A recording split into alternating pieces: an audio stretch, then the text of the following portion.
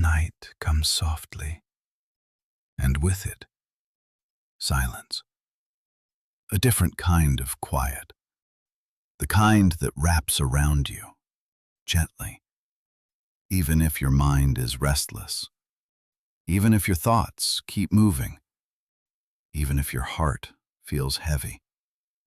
There is peace here, not far away, not hidden, right here.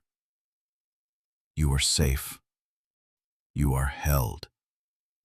You are guided. You don't have to hold everything tonight.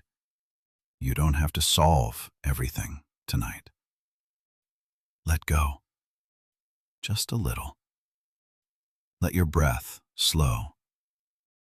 Let your body rest. And allow the quiet to carry you into peace.